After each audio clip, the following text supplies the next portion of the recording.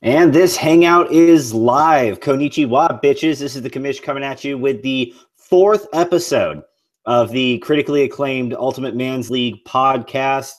The commish, as always, with a guest.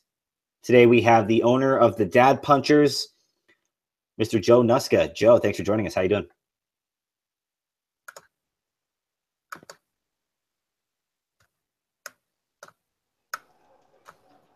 Got a little silent on me there for a minute. I'm not sure if there was a lag or.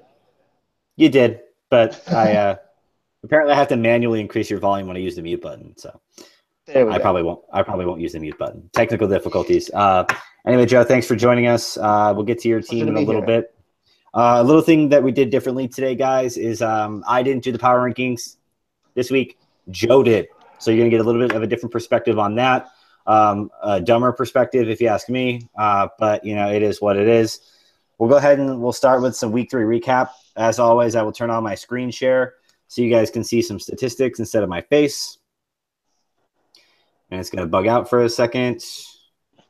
Just a little bit. Okay. All right. So I will minimize that. Is it all good, Joe? Yes, I can see your screen pretty clearly now. Okay, cool. So again, we'll talk about some of these week 3 matchups. Joe, we'll kind of go through here real quick. We'll start with this Pain Train Murder Muppets game. Me versus Alex. I got the win here. Alex is in a lot of trouble here. What are your thoughts on this game? Yeah, I mean, this kind of just, you'll see with my power rankings in a second why I put Alex where I put him, but this largely influences that. I mean, just looking at his team, you know, just a lot of low producers on the board. You know, Matt Forte with 2 points. Darren Sproles is now out for the year with 1 point even.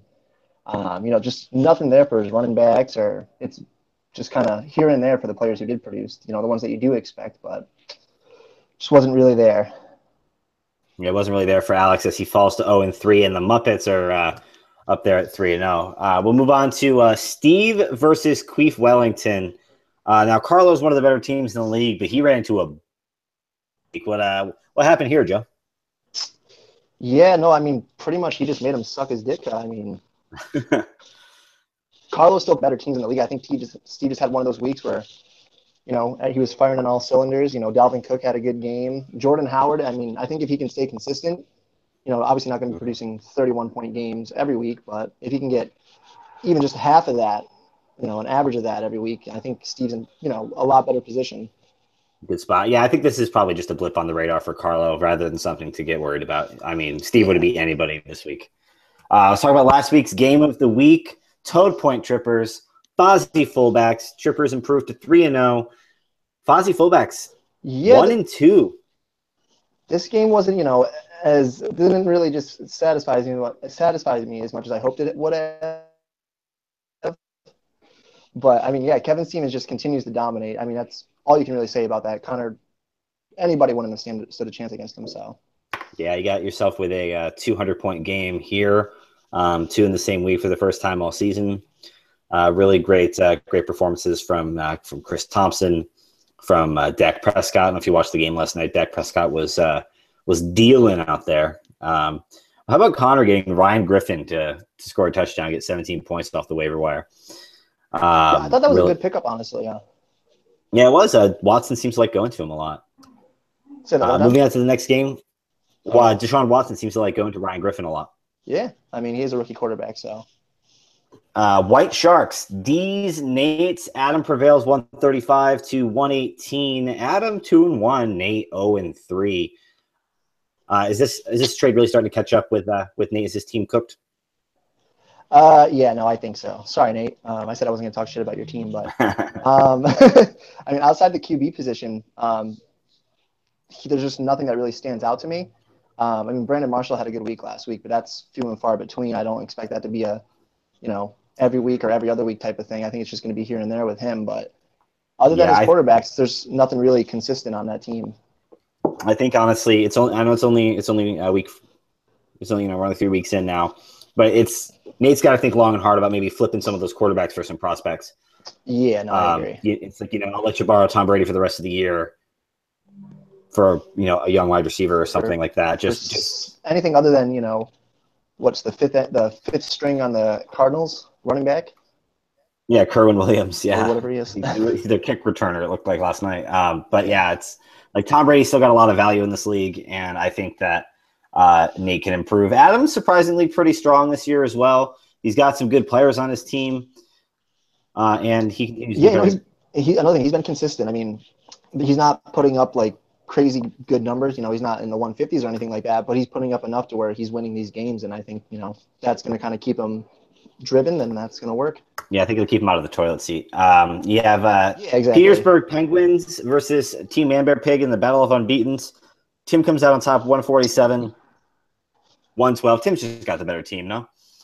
Yeah, no, I think this kind of just further solidifies, where both of these teams stand. AJ's team, obviously not the 3-0 team that we thought it was going to be. 2 games are kind of like a fluke, but Tim, just really impressing me this year with his team. I definitely have high hopes and hope to see him continue to.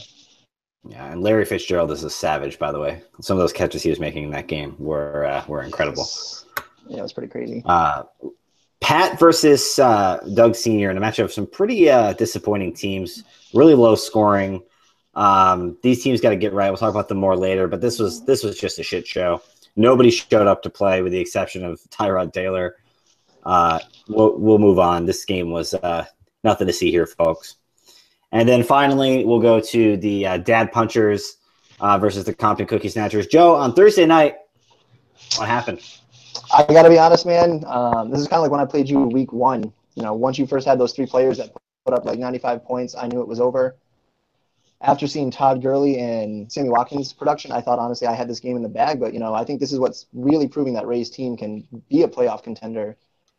Assume it's over at that point, but no, he's still managed to beat me by a good 20 points. So yeah, 175 points, and he had a tight end that was supposed to play, ended up not playing, and it was that early kickoff game, so he couldn't get him out of his lineup. So he took a 0, and still, I mean, yeah, and still won a very reasonable game. I mean, you put up 155 points in this league, Joe. Most of the weeks you're going to win. So good on you there. But now we can get to the thing that everyone tunes into the show to hear. That's going to be the power rankings. Joe, you went ahead and did the tiers. You broke the teams down into 6 tiers. We'll go ahead and talk about each of them and your reasoning behind it. Sound good? Yeah, sounds good. All right, so your first tier, similar to mine, is called Championship Contenders. Consists of 2 teams, Kevin and Carlo. Joe, why don't you tell us why you decided to rank Kevin in this tier? I mean, Kevin just shows up every week. He dominates. I mean, I don't really want to get too into it because he's just been on top for the past couple weeks. So there's not much to say about him other than just his team's good. Seems really good. Yeah, he's got 550 points you see there through 3 games. Carlo is in second, a distant second with 473. So Carlo's the other team in this tier. We'll get to him a little bit later. But yeah, Kevin's team's been healthy too for the most part. He lost Danny Woodhead, but he hasn't had a star player go down the way Connor's team struggled with. The next playoff contenders. These are the teams you expect to make the playoffs, Joe? Yeah, no, I mean, definitely. I mean, I don't know if you want me to go over them or you want to say. No, absolutely. I just want to make sure that I understood what your tiers were. Yeah, Connor and Ray here. Now, Ray is only 1 and 2, and you touched on it a little bit when we were talking about his win over you. What makes this team a playoff team to you? Just the ability to, like you said, most weeks if you go up against a team that's going to score 150 or over, you're losing.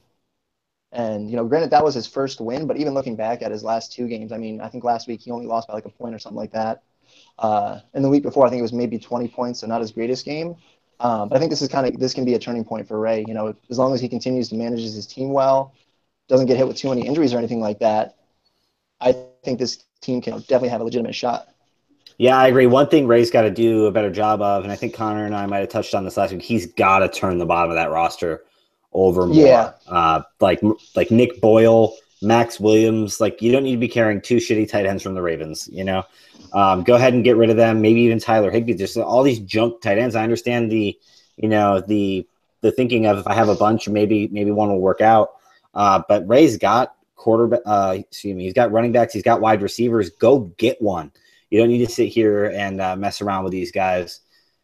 there's just nothing to be gained from it. Mike Williams looks like he might be getting healthy soon. He could add another weapon to this team, and I think he had some bad luck those first 2 weeks, and I think he's back on track here going into week 4. You see, he's got a matchup against AJ, very winnable.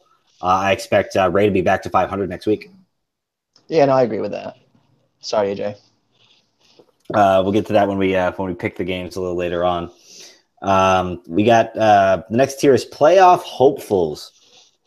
You've got my dad, my brother, and me. So you get the 2 of the 3 undefeated teams in the league down here. What do you think about putting Doug Sr. in this tier? His team has really been struggling this season. Yeah, no, I mean, his team has been struggling, and I mean, he definitely has some things that aren't looking too good. With like Cam Newton in particular, throwing 3 interceptions last week, and especially losing against New Orleans. Yeah, against 3 interceptions against New Orleans. So it pains me, especially as a Panthers fan, to even have to say that. But I think his team is still pretty, on a good day, they're winning 200 points. Has it happened yet? No, but I expect him to turn things around. Honestly. Yeah, he always seems to find a way, but his bench is killing him right now. Zay Jones down there in Buffalo, 12 targets on the season, 3 catches. That's an absolutely abysmal catch rate. Samaje Perine doesn't look to be very good. Cole Beasley seems to be kind of marginalized in this run-first offense in Dallas. George Kittle seems like he's an okay player, didn't do much in the Thursday night game for San Francisco. He dropped a killer red zone pass. I don't know if you watched that game or not, but it hit him right in the hands on the 4-yard line, and he could have easily scored. Andre Ellington looks actually like he's going to be the guy in Arizona while David Johnson's out, so maybe that can help out with some of the problems that my dad's having at running back. But Joe Mixon looks like he's got the starting job. This team's on an upward trajectory, and he got an ugly win, and he's not scoring very well. He's got a matchup with Connor this week, very losable. We'll talk about that more during Pick'em, but things are not exactly sunshine and daisies over there on Rabbit College Road. Yeah, no, honestly, it can go either way with him. I do see him still having some hope making those playoffs, but I can honestly see it go the other way too. It's just all going to depend on these next couple weeks. Yeah, I mean, you can definitely see this team going either way, like a bisexual. Exactly. Moving on, your first choice tournament favorite is Steve. You expect Steve to make not make the playoffs, but to win the first choice tournament. This 208 points have anything to do with that? Helps. I mean, anytime a team can get to, it's not every team that can produce that, even once in a season. So I think anytime you are able to do that, it just kind of shows the capability of your team. He may not be doing 130, 140 points every week, but he's staying alive. Don't have much more to say about that, but yeah, his team's is good. If you guys tuned in last week, you heard Connor talking about how teams that have running backs win games in this league. And Steve's got running backs. Especially with Jordan Howard coming back. I mean, he looked really good last week. I wasn't expecting that. Carlos Hyde looked really good. I mean, it was kind of like a fluke game, I feel like, against the Rams there with that ridiculous scoring show that went on Thursday night. But yeah, but if you look what's highlighted on my screen right here right now, Steve's operating with 3 number 1 running backs in fantasy, and none of it there's nothing flukish about it. These guys are, maybe with the exception of Jordan Howard, these guys are workhorses for their teams. He needs to get some more depth on this team, particularly at the running back position. You look on his bench here. There's no one. Marlon Mack's hurt. I think that's what separates him, honestly, from being a playoff contender or even hopeful team is just, what's he going to do on those bye weeks? But same thing here. It's like, why are we holding on to Kendall Wright? He hasn't done anything. Why are we carrying Ed Dixon? I guess he was a hot waiver wire pickup last week, but we'll see. Just 2 defenses. Let's churn the bottom of this roster. Get some up and coming players on here. So when November rolls around, this team can be maybe not be in the first choice tournament. We saw this week 208 points. This team can thump you if things go a certain way, and I think it's because of those running backs. Yeah, no, I agree with that. The next tier, it seems to get smaller and smaller every week, despite who's doing it, is the first choice tournament fodder. These are teams that you're pretty confident are not going to make the playoffs. We'll take a look at these teams. You have Adam, you put yourself in this tier, and you put Pat in this tier. Now, Pat has been one of my playoff locks all season. What's your thinking behind putting Pat in the first choice tournament?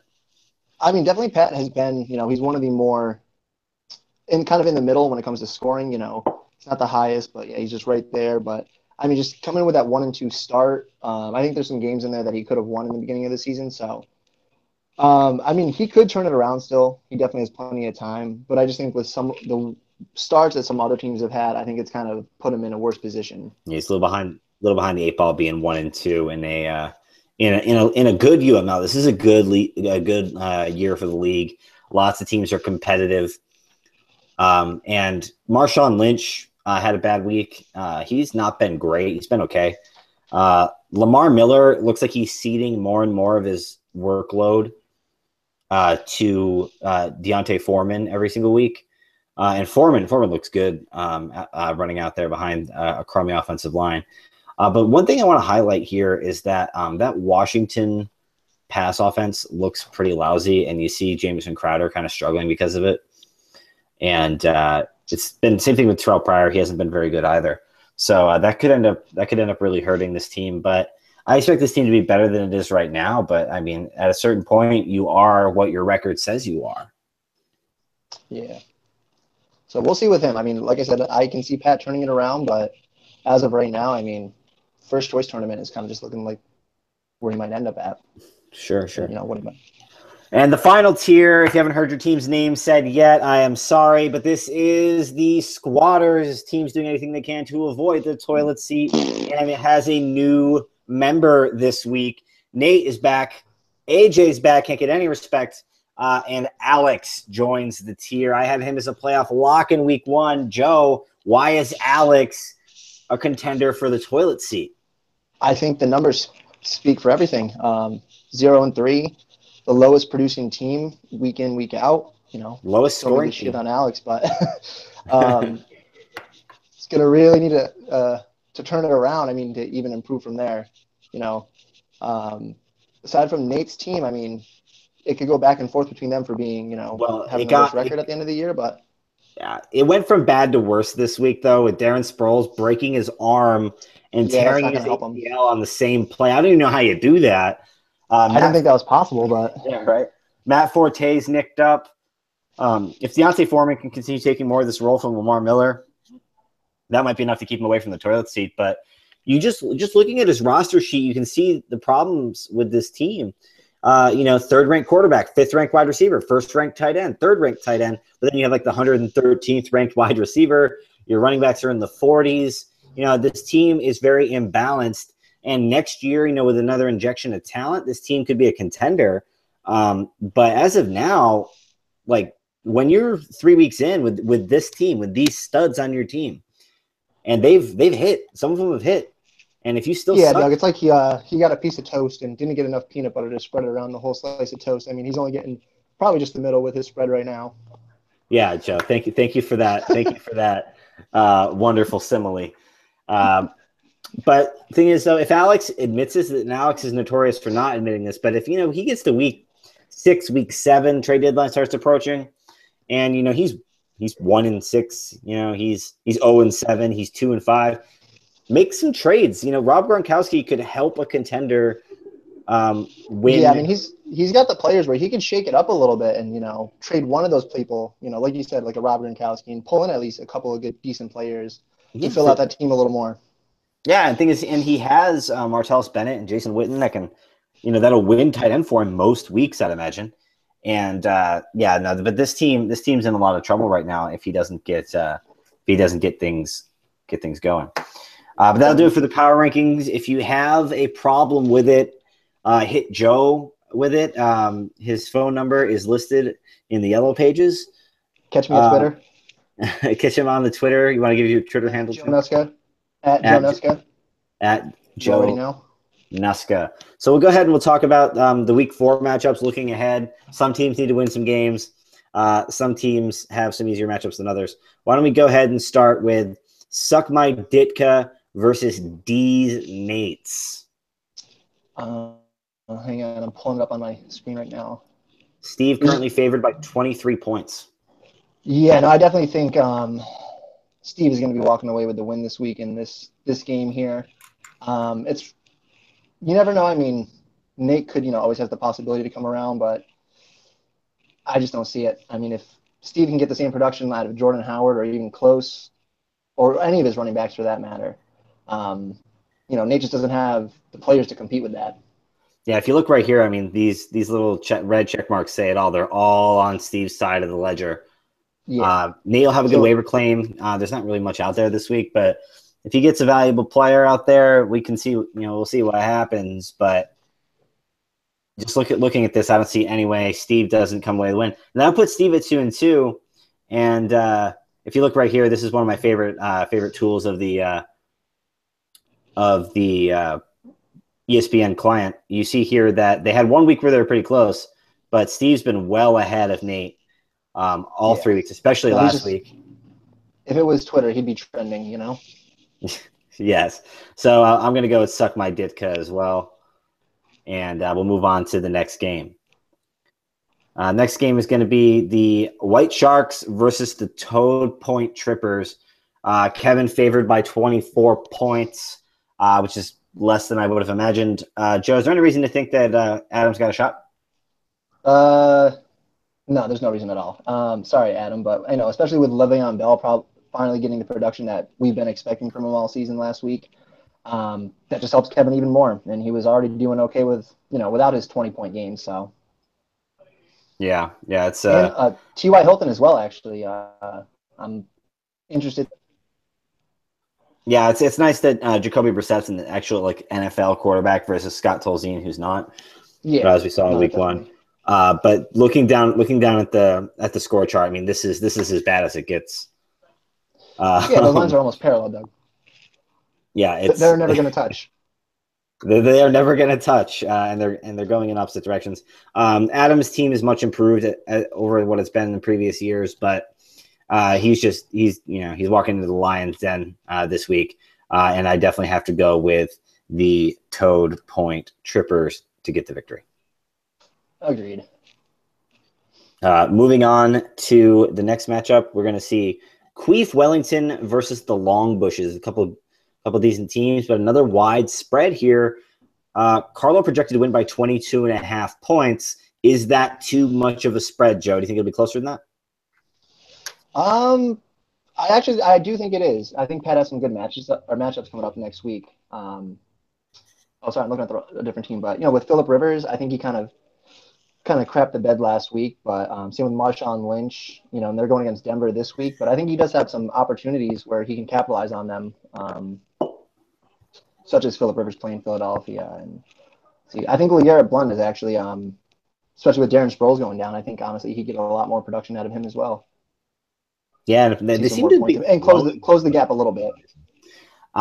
Will it be enough, or do you think Carlo's going to get him? I still see Carlo pulling ahead in this one, but I think Pat has a chance to at least close that one. Yeah, you see here the scoring chart. It just shows Pat's inconsistency through 3 weeks. It's been pretty up and down. That's his biggest issue is just the consistency. Well, his guys had some rough matchups, and he had that first week with all of his Buccaneers and Dolphins waiting out Hurricane Irma. So. Yeah, that'll definitely kind of screw you over when you have pretty much a whole roster of people not play. Yeah, I'm going to go with Pat in the upset this week. I think that Pat's guys haven't had any blow-up games yet, and I think it might be time. But I think it'll be closer than the 22.5 easily. I think Pat has a shot to win this game outright.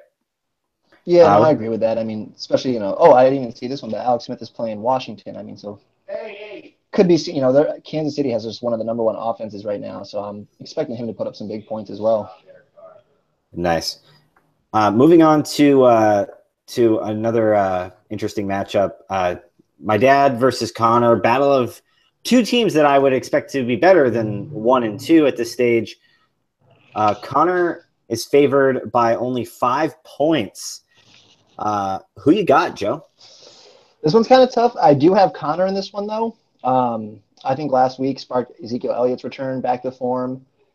Jordy Nelson as well, coming back from that injury and, not showing any signs of slowing down. And then, especially just with your dad's team, I mean, Cam Newton's just, I don't know what the hell's going on with him this year. He looked a little better with Joe Mixon, though. We'll see what he does, especially against that Cleveland defense. But tight end wise, though, I think you guys talked about it last week.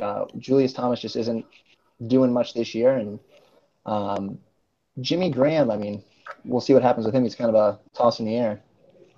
But I think Connor pulls one out this week. Yeah, just like at the movie theater. I think that Connor really has a chance to this is a game Connor really needs to win this one. He can't afford to lose 3 in a row. And the thing is, Connor can't really improve his roster right now because he's got so many injuries. At least Willie Snead comes back this week. You see he's already in Connor's lineup there.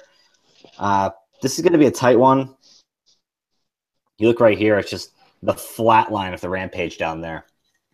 Absolutely brutal. I can't even. Oh, it almost blended in with that other line. Sorry. Yeah, it looks like it's the second lowest line. And it looks right there. I don't know if the Rampage has a shot. And if he loses this, I think it's time to take the Rampage out of that playoff hopeful tier and put him in that first choice tier. I don't. You lose 3 of your first 4, and you're in a tough doable, spot. But it's hard to come back. It's hard to come back. That said, though, my dad has played me, Pat, and Kevin in his first 3 games, so it's not exactly hasn't exactly been a walk in the park for him so far. And then he gets Connor this week, so brutal schedule. But this is a must win for my dad. But I think Connor's going to go ahead and win once again, unfortunately. Yep.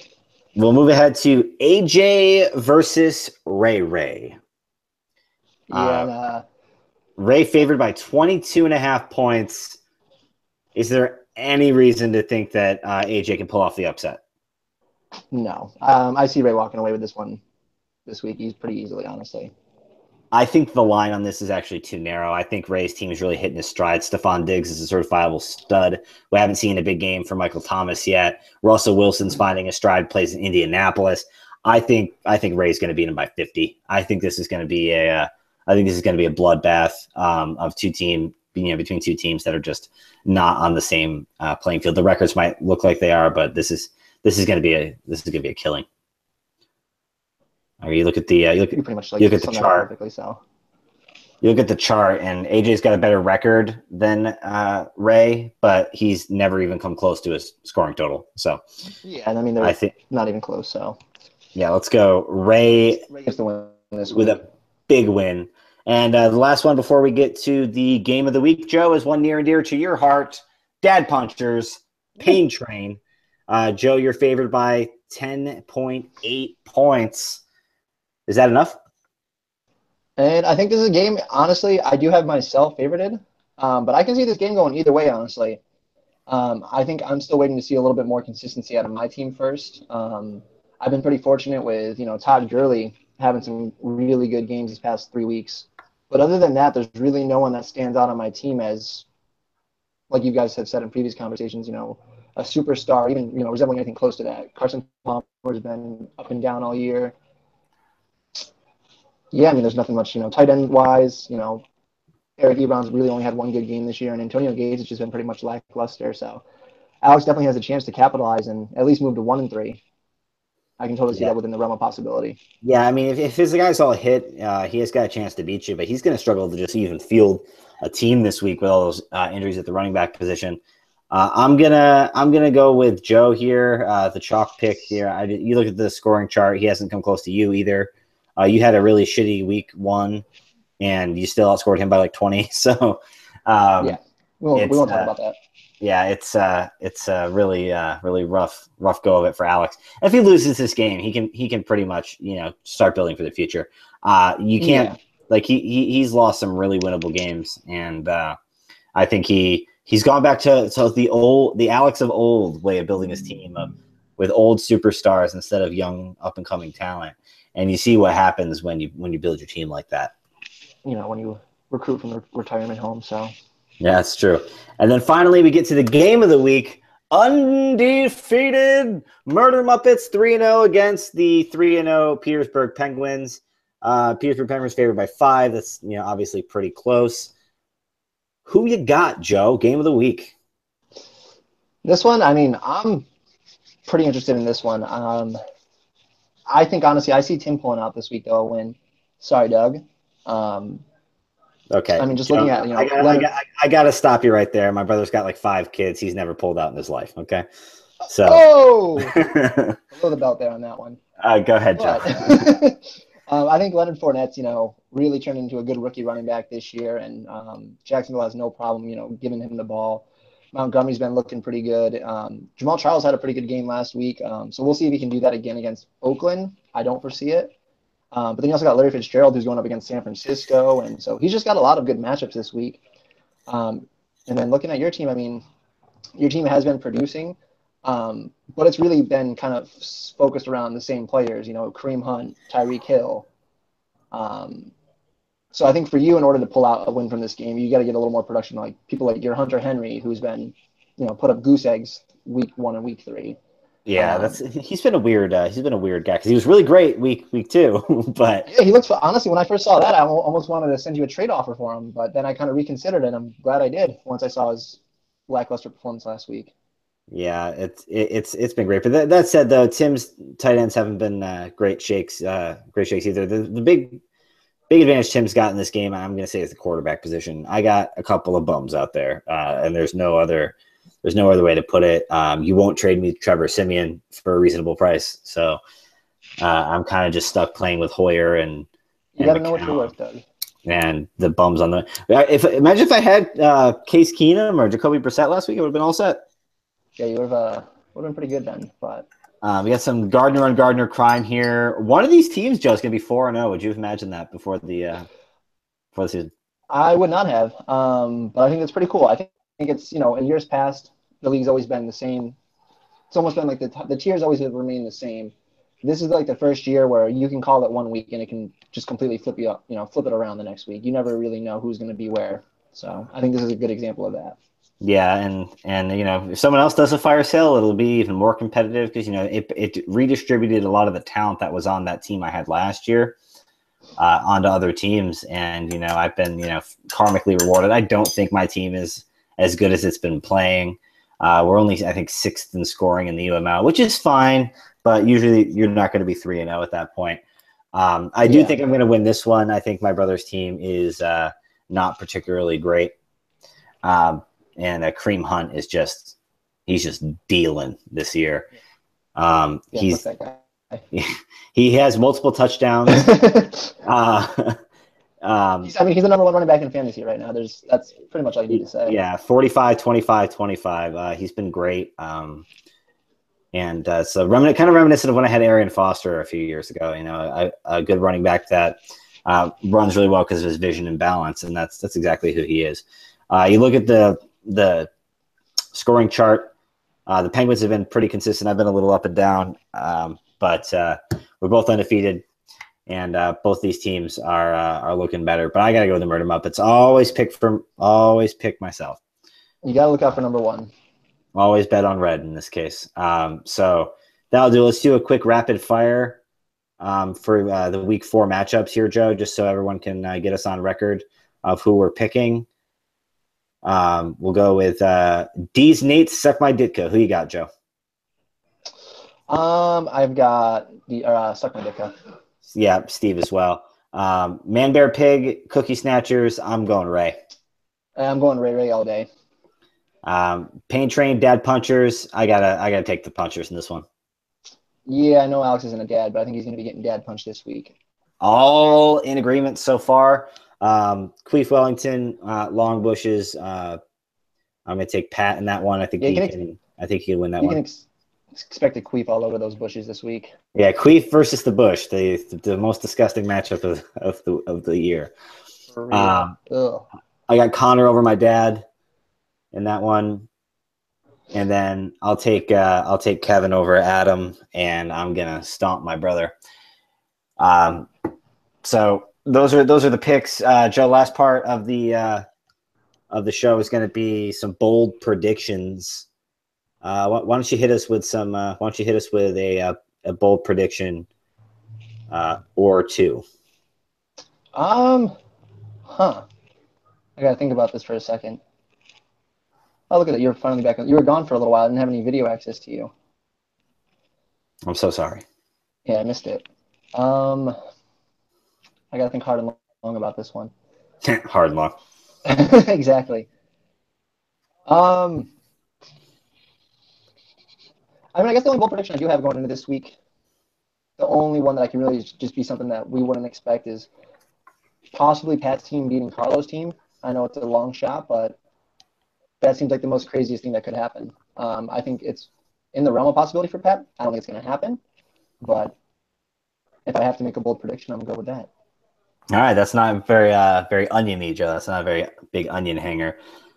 My bold prediction that I'll save for next week is pretty good, but let's just say the Muppets will keep going.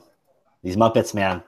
Kareem Hunt, Hunter Henry, Derrick Henry, Hunter Henry, Yeah. Hunter Henry, Henry Hunt. Too bad. I think they're going to meet their demise. I don't think so. I don't think so. This week. But Joe, one thing I did want to ask you about. Do you remember week 1? Just wondering if you. No, honestly, I had a little head. I actually had a head injury that week, so I did have a little bit of short-term memory loss. I've heard some rumors about what happened that week, but don't really remember much about it. Well, let me go ahead and refresh your memory. It was a stomping by the Muppets over the Punchers.